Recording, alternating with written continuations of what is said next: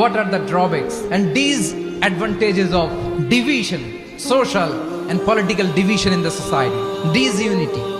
আমরা যদি বিচ্ছিন্ন হই, একে অপরের যদি মারামারি করি, একজন যদি আরেকজনের কাফের ফতোয়া দেয়, আমাদের কি ক্ষতি? এক নাম্বার ক্ষতি হচ্ছে আমরা যদি বিচ্ছিন্ন হই, আমাদের শক্তি কমে যাবে, আমাদের পাওয়ার আমরা হারাবো। আমাদের কি হারাবো?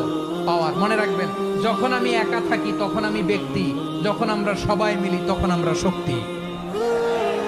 এই শক্তি নিয়ে আমাদের সামনে এগিয়ে যাওয়ার দরকার আছে না নাই? তাহলে আমরা যদি নিজেরা বিরোধে লিপ্ত হই, আমাদের ক্ষমতা, পাওয়ার ছুটে যাবে। আমরা এই পাওয়ার হারাতে চাই না, ঠিক কিনা বলেন? রব্বুল আলামিন ঠিক তাই বললেন। রব্বুল আলামিন বললেন, খবরদার, ওয়াতিউল্লাহ ওয়া রাসূলাহু ওয়া লা তানাযাউ ফাতাফশালু ওয়া তাযহাবা রিহুকুম ওয়াসবিরু ইন্নাল্লাহা মা'আস সাবিরিন।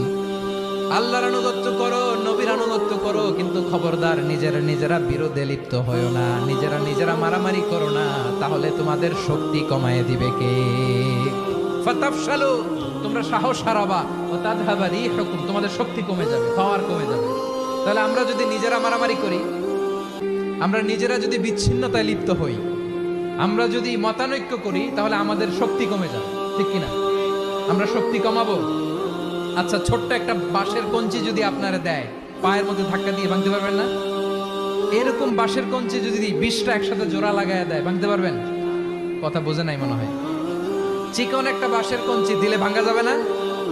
এরকম চিকনই 20টা বাঁশের কঞ্চি একসাথে লাগাই দিলে ভাঙতে পারবেন? কারণ যখন আমি একা থাকি তখন আমি ব্যক্তি, যখন আমরা সবাই মিলি তখন আমরা শক্তি। আমরা যেন শক্তি না হারাই। আমরা বিরোধে লিপ্ত হলে আমাদের শক্তি কমে যাবে। এই হচ্ছে 1 নম্বর ডিসঅ্যাডভান্টেজ।